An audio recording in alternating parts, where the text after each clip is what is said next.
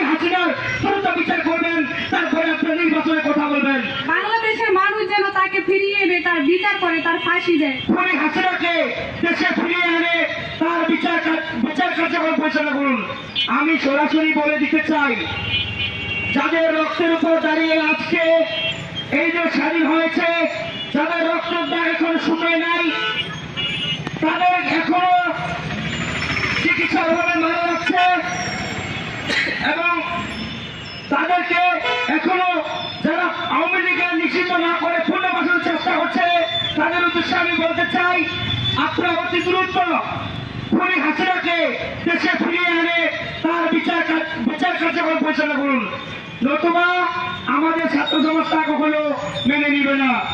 আমি আরেকটা কথা বলতে চাই, বর্তমান যেমন বিএনপি, জামাত, গণ অধিকার পরিষদ সহ বিভিন্ন সংগঠন দলগুলো যারা আগে আপনার মাথায় আসতে পারেননি, ছাত্ররা রক্তের উপর দাঁড়িয়ে আপনারা আজকে দুটা কথা বলতে পারতেছেন।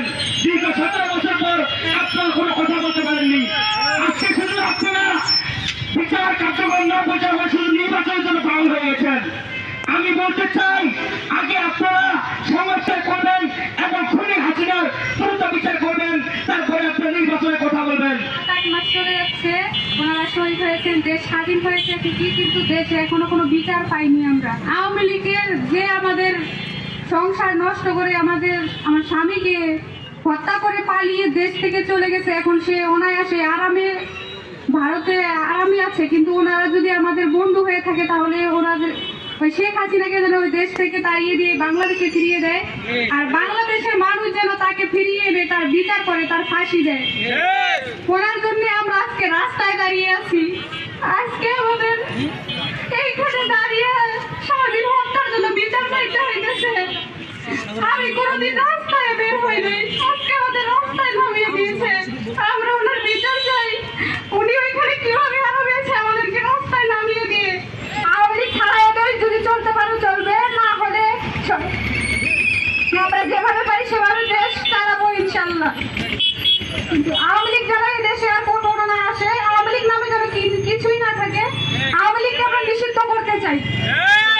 শান্তিপূর্ণ সমাবেশে রাতের আধারে চালানো হয় নৃশংস হত্যাযজ্ঞ। সরকারি হিসেবে মৃতের সংখ্যা জানা না গেলেও বিভিন্ন মানবাধিকার সংস্থার মতে এই ঘটনা কয়েক হাজার নিরীহ মানুষ প্রাণ হারিয়েছিলেন।